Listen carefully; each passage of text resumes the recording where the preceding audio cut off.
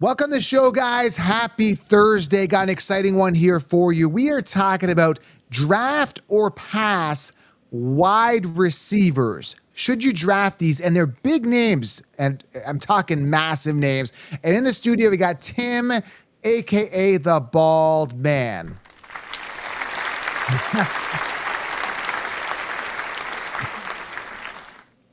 So we've got a studio audience here. They're clearly not enthusiastic with their clapping, but Tim, welcome to the show, man. I'll take what I can get. I'm excited, man. We're talking wide receivers. We did a draft or pass with Jimmy, I think yesterday. Today, I want to get this one out. I want to talk about big names like CeeDee Lamb, like Justin Jefferson, and other guys, including Cooper Kupp. Should you draft them, or are you going to pass on them based on their current ADP, their landscape, their situation, their targets, their volume? Tons to cover. Tim, are you pumped up, man? Fantasy football is almost here, dude. Oh, it's getting so close. I can almost taste it. Weather's changing. It's getting nice more often. It's getting to be time, baby. It's exciting, man. I'm super pumped. So if you guys are in the drive, buckle up. We got a good one here for you. Smash it, tap it, slap it, hit the thumbs up, guys. Turn on that bell. Lion mentality. I want everybody, man. Lion mentality, hit the thumbs up. And also, guys, if you haven't gotten 16 rounds, secure the solution, secure the championship, sleepers, breakouts, optimal players drafting each round, everything you need to smash your leagues. This is the game changer. Rankings are dead. Secure the solution. Use code SMASH to save. I've linked it below, and grab a ticket to the summit. It's a virtual summit. It's online August 21st. Once you get 16 rounds, you'll see the upsell there for it, and you get a nice discount once you get 16 rounds. Okay, guys? So get 60 rounds, get the summit, and let's rock it. Tim, nothing much in the news here before we get started, man. Honestly, like I looked at just a couple of people holding out, like I said, Justin Jefferson, Tank Dell, his leg, he's back, he's participating. Remember, he was shot. He participated in a voluntary workout. Nothing really jumps out at me for news, man, to be honest with you. Yeah, no, nothing I saw interesting either.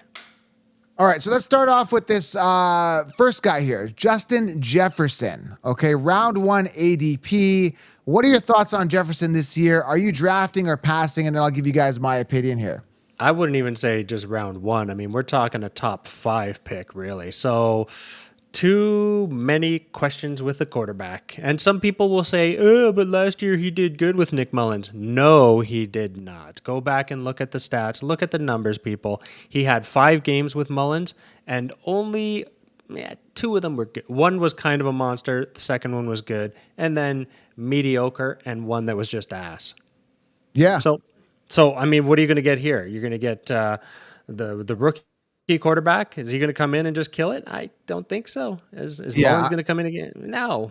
I don't know. I just don't know. To put a top 5 pick, yes, Justin Jefferson is phenomenal. He's an amazing talent. The guy is fantastic.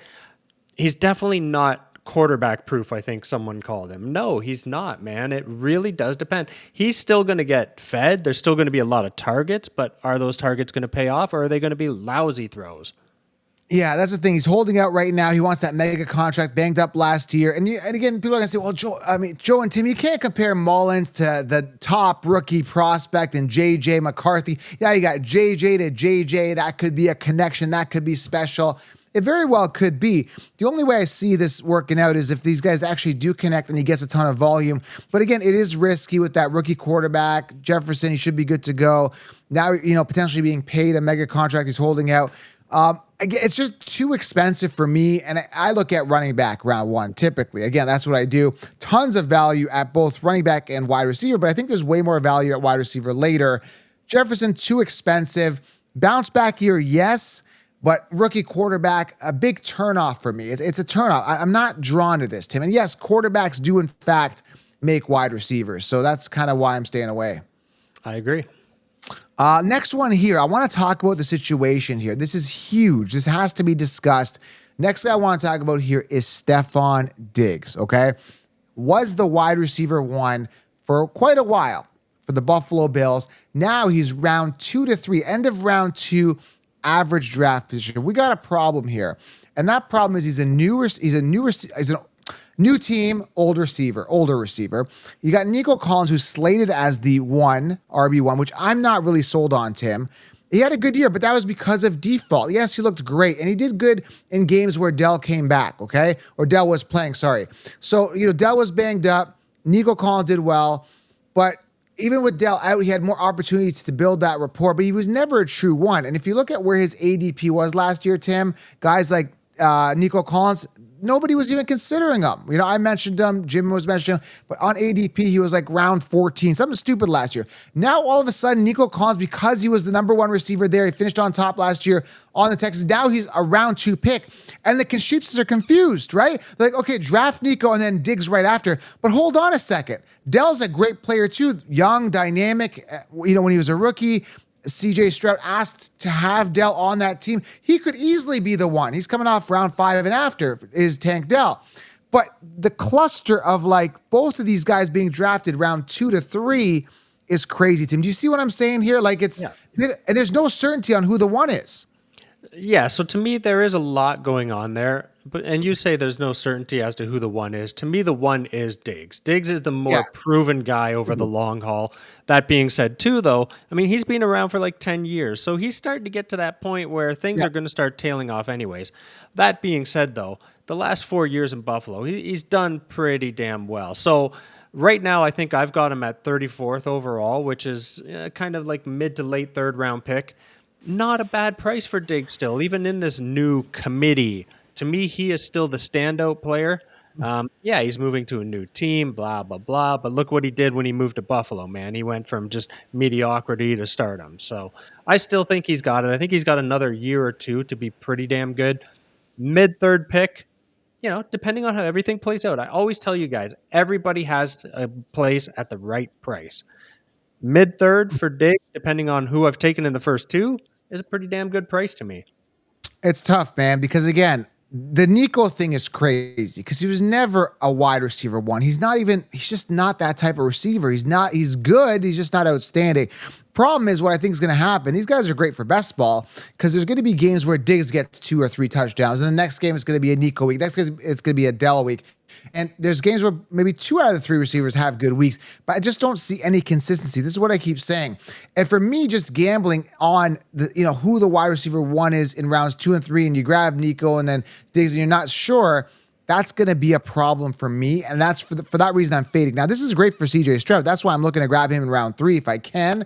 I think it's going to be great for him. But in regards to this, man, I'm not paying. No Nico, no Diggs for me. I think one of them is going to bust, potentially both. We don't know. Nobody knows. And are you willing to wide receiver roulette, play wide receiver roulette with your second round and third round pick? I'm not doing it, Tim. This is crazy. This reminds me so much of Jamar Chase round 1 and T. Higgins round 2 last year. In that case, though, people knew Higgins was the 2 and they kept drafting. I'm like, dude, don't waste a second round pick on T. Higgins. We know he's the 2. Does that make sense? This is what gets me. Yeah, and what it might come down to in Houston is which receiver is the target in the red zone. Who's going to get those touchdowns when they're down there? Because I think yardage might be fairly equal, but who's going to put in the TDs more? Maybe Nico, because he is tall. He's that lanky guy. He was getting them last year. I don't know, man. Nobody knows 100%. But yeah, so for this one, so back to Jefferson, both passing. You're saying yes to Diggs. You're gonna grab him. I'm saying depending on who I've got in my first 2. If I've got me a good solid RB and a great wide receiver 1, I'm not too bad taking Diggs because I'm sure Diggs going to give me that mid 200 with a 300 ceiling. So Tim is in on Diggs. I am completely out on Diggs. Let's see what the studio is. What's your energy in regards to Stephon Diggs? Let's see let's based on the applause, let's feel what they're feeling about Stephon Diggs. Here we go.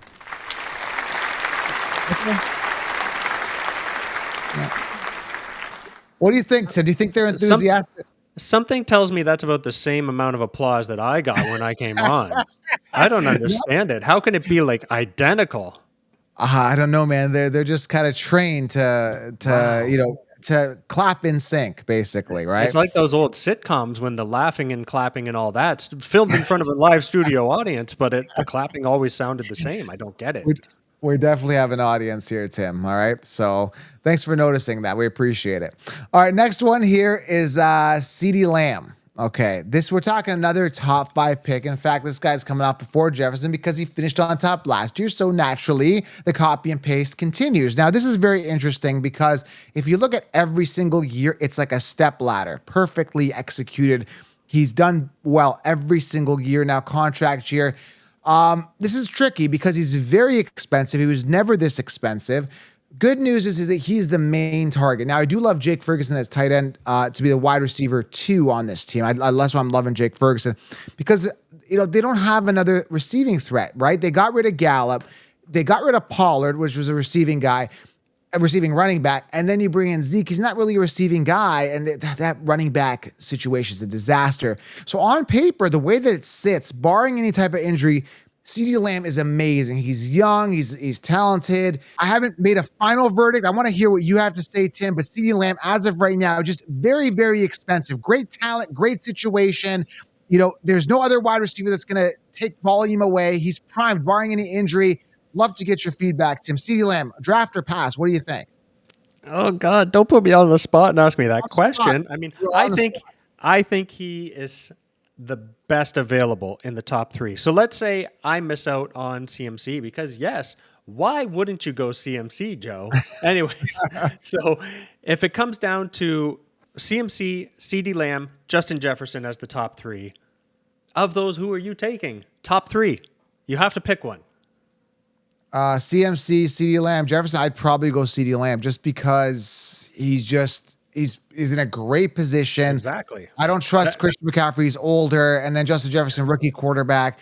If I had to choose out of those 3, I'd go, CeeDee Lamb, but I'd probably go Breece Hall or Byjam for sure over those guys. I don't know. I think you're drunk when you say that, but even still. So let me just put it this way. CeeDee Lamb is amazing. He had a great year. But he had either a phenomenal week or he had a mediocre week. So as long as you're okay with that, spending like a top 3 pick on this guy and knowing that some weeks he's just going to absolutely win the week for you by himself. Other weeks he's just going to kind of keep you in the running and you need to have a monster from someone else. As long as you're good with that, then CeeDee Lamb is killer. I know, but coming off that pinnacle year kind of concerns me. Now I'm just kind of taking a look at a game-to-game type basis here. He had some 40s, high 30, but then he had some 15s, 18s, 20s. Man, he was consistent every single week. Minus week 5, he had 8.9 points PPR. He did have a 16-pointer in week 11. But overall, man, pretty consistent. A 14-pointer in week 4 and a 10.2-pointer in week 3 and 11.7. Yeah, you're right. He had a couple down games, but overall, relatively solid. That's all I'm saying. I'm saying he's going to give you those average weeks where he's just going to kind of keep you in the running, but you got to have a monster from someone else. And then he's going to have other weeks where he just basically wins it for you on his own. So there's nothing wrong with that. I mean, every player is typically like that. It'd be nice if he could average 20 to 25 every week and then still have the odd monster. That would be great, but that doesn't happen. Yeah, Tim's out of his house today. He's out of his studio. I can hear the Why could you hear the... Yeah, he's dog sitting. That's why I'm at my sister's place, man, and he is a emotional wreck, that dog. And that's what I'm thinking. I think he's like not happy with the CeeDee Lamb pick. So I think he's kind of like, no CeeDee Lamb. Whoa. And I can't do the dog sound here. No. That was bad. Yeah, no lamb. Maybe he heard lamb and got hungry, like lamb chops. Connor, where's Connor that can sheeps us? All right, let's move on to the next one here. And I'm going to be straight up with you. Marvin Harrison Jr. Oh, yeah, by the way, CeeDee Lamb, I'm probably going to pass because like I said, I'm going Breece or Byjan. I'm not going CeeDee Lamb because I think a decline's coming. That's my thoughts on that. Let's go. Marvin Harrison Jr. All right, round 2 ADP. Listen, I'm not gonna beat around the bush. I'm all over this.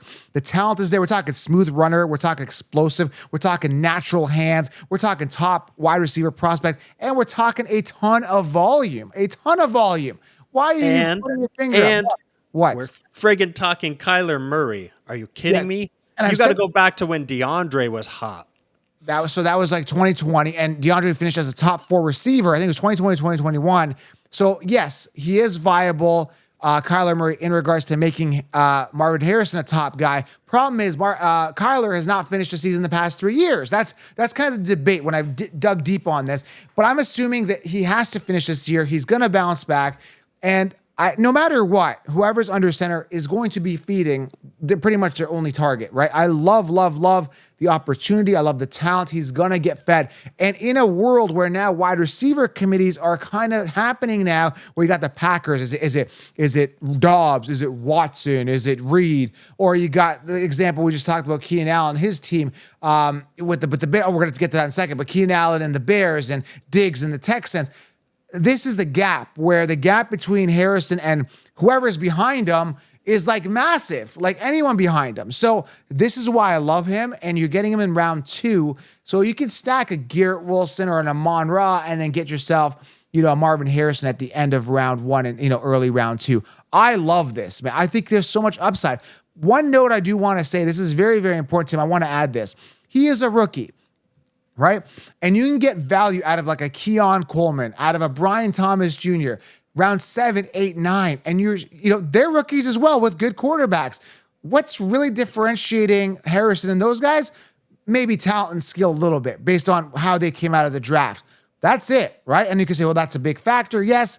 But you're getting such a discount on like a Keon Coleman, a Brian Thomas Jr., and some of these other rookie wide receivers, all explained in the 16 rounds. So make sure you guys grab that. But Tim, Marvin Harrison Jr., second round, are you drafting? No, goddamn, that is way too high of a price to pay. After everything I said, dude, the gap, man. Why? No. Dude, he is a big-bodied man. He really excites me as far as what he could do. He's stepping in as the wide receiver one. There's no doubt about it. But 17th overall for a rookie wide receiver with a quarterback that can't do dick. He has not done anything. Even when DeAndre had that great year, he only threw him 1,400 yards, 6 touchdowns. That's pretty good. 285 points. That doesn't cut it anymore. That's not a wide receiver today. That's not a top wide receiver today. 285 points? No. I've got to get 330 out of a top wide receiver. Yeah, I mean, I don't think it's there, man. I think there's too much crap around him. I think he's going to be phenomenal in the future. I think he's going to have a really good year still, but am I going to spend an early second on him? I don't think so, man. I think there's definitely safer bets. You can't say that there's a high ceiling with him because Kyler's never shown us that he can have a high ceiling receiver. It's just not there. Hopkins actually had a decent year. It's fair, man. 287 points PPR that year, 1,470 yards, 6 touchdowns. Touchdowns could be higher, but he had a respectable year, 287. To put that in context to a 2023 wide receiver, that would actually put him at number 6 receiver.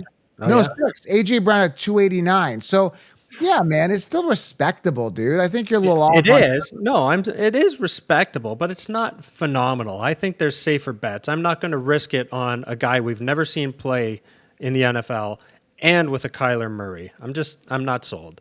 In your defense, you're talking about DeAndre Hopkins. Yes, in his prime. And he was great that time. He was DeAndre Hopkins, the guy that succeeded with every other quarterback that threw him, all the garbage quarterbacks that threw to him. And now you're talking about a rookie. I kind of get it. So there is some question mark. I see what you're saying, right? It's just a little too high. Yeah, he did it with Hopkins. Can he do it with Harrison? We'll see. That's going to be interesting. That Kyler is a bit of a concern for sure. But can he do it? The answer is yes. He has done it before. It's going to be interesting. For round 2, again, there is value at wide receivers if you want to pass on Harrison and get him later, okay? So I'm drafting. I feel okay with it. The next 2, we really have to have a deep discussion here, Tim. This is very important. Next guy is Cooper Kupp. Okay, let's talk about it. This is the golden boy that everybody loved a couple years ago. They still loved him last year. Last year, they told you draft him in round 1. I told you fade Cooper Kupp. It's game over. Puka kind of comes out of nowhere, shines, looks amazing. And I love Puka Nacua. I think he's great talent. Problem is he's coming off late round 1, early round 2, the latest, but pretty much round 1. Puka's a great wide receiver. The problem is Cooper Kupp only played 12 games. We need to talk about this. We need to dissect this because Cooper Kupp is coming off late round 2, early round 3, give or take, in a 12-person, 1-quarterback league. So I look at it like this, man. Yes, Puka's the hot young guy now. He's great. He looks better. He looks hungrier. Cooper Kupp is on the decline, but Cooper Kupp didn't play a full season. If Cooper Kupp plays a full season, now it's like, okay, well, could he be the one again? Remember, it's the same quarterback, Stafford, who had that rapport with Kupp. Maybe he just says, you know what, Puka's great, but I'm going to start gravitating towards my man and my friend for years, Cooper Kupp. And that's really going to significantly push Puka out of that first round ADP and significantly affect his overall impact and potentially bust Puka Nacua. And again, if you're into Cooper Cup round 2, still there we got that garbage between like who's the one, and dude, this is bothering me too. Again, I'm staying away from this situation for the reasons I just stated. What do you think? First of all, I don't know how you're getting around 2 because I've got him going like early 4. I don't see a 2 anywhere, but at 2, it is a hell no. Even in the 4th, I'm like, you know what? He's no longer the top dog. He hasn't been able to stay healthy. He only had one monster year. He's too sporadic for me too. You'll get a 25 out of him, and then you'll get 3 games around 10. Like it's a no. God, no. And I've been doing a bunch of like consensus mock drafts. He's coming off typically round 3. That's just where he's coming off, man. I don't know. Too many people that just go off of what he did. Like, oh, remember when Cooper Cup was awesome? He could do it again. No, he had his one shot. He's done. He had his shot. And I'm not sold on him. But the thing is, like I said, I think he could be a big enough pest where he could annoy you as a Puka owner, man. That's what's bothering me, man. Is he completely out of it? I don't know.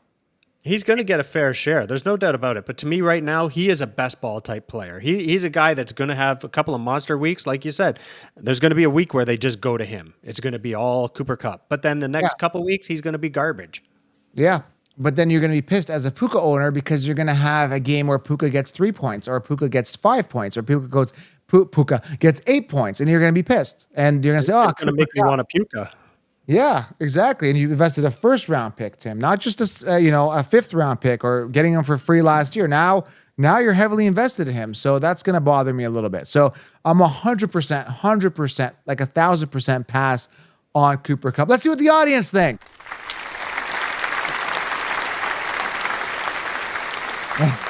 There's something about them clapping the exact same way. I'm almost thinking that it might be a canned sound effect. I don't know.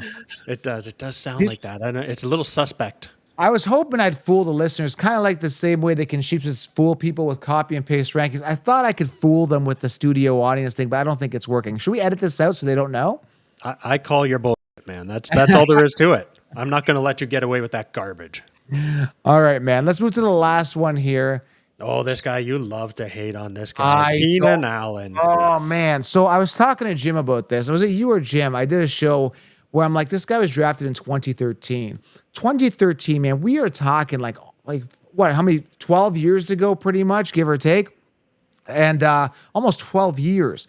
And we're talking about a guy who was injured the last 3 games of the season last year in your fantasy football championships. I cannot express to you how insulting that is for a guy you guys, or the Consheeps, has told you to draft in the 3rd round last year. He was force-fed last year, literally just force-fed every single ball by Justin Herbert. Justin Herbert coming off the lowest year of his entire life, force-feeding Keenan Allen. The team sucked last year. Herbert had like a record low year, and Allen missing the last 3 games of the season. Now he's in this committee with a rookie quarterback, a top wide receiver prospect who's completely polished out of college, route running, great hands, Roma Tuesday, and they've got the wide receiver 1 on the team who's already established himself as the wide receiver 1, who I don't believe is a true wide receiver 1, in DJ Moore, and Keenan Allen's 100 years old. And now you're telling me that I got to spend a 3rd round pick yet again after this guy screwed me not me because I didn't draft him, but screwed you last year, missing the last precious 3 games of your fantasy football championships. To hell with Keenan Allen, to hell with the Bears, to hell with this wide receiver committee. I want 0, nothing, zilch, nada to do with this guy and the team. Disgusting player. I'm done. Okay. He should be out of the NFL. Out of the NFL. I'm going to put you on the spot again with you have to pick one. These guys are going roughly in the same area, and I've got them both going kind of early to mid 4th. So, Keenan Allen, Cooper Cup. Oh, You must take one. Who do you take? I'm going to take Cooper Cup, just simply because... You're an idiot. Come on.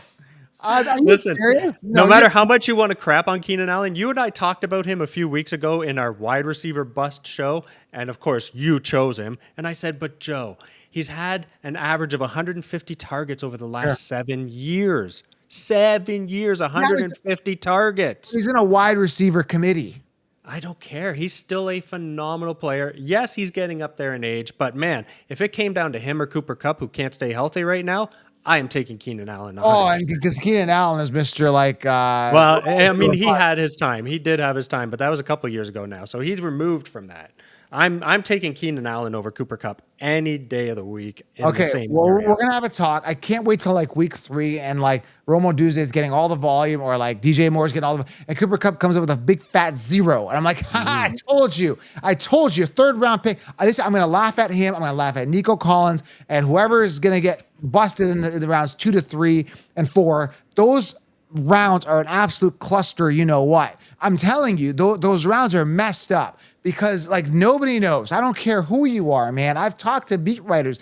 Beat writers don't even know who the wide receiver 1 is. I remember years ago, I think 1 or 2 years ago, they were telling me Robert Woods is the wide receiver 1 in Houston. I'm like, dude, Robert Woods is not the wide receiver 1 in Houston. I'm telling the beat writer this. Like, I know more than the beat writer. And I'm telling you, nobody knows.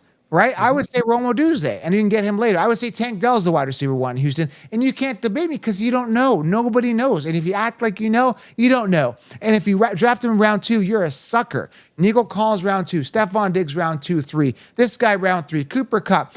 Disaster when there are clear-cut wide receiver 1s with no committee. Guys like Drake London, guys like Garrett Wilson, right? Guys like, there's so many other ones. Amon-Ra St. Brown.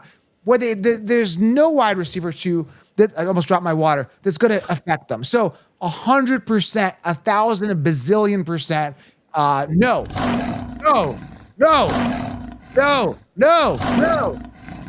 no to Keenan Allen. No, there you go. That's 3 lion roars. Okay. That's pretty fierce.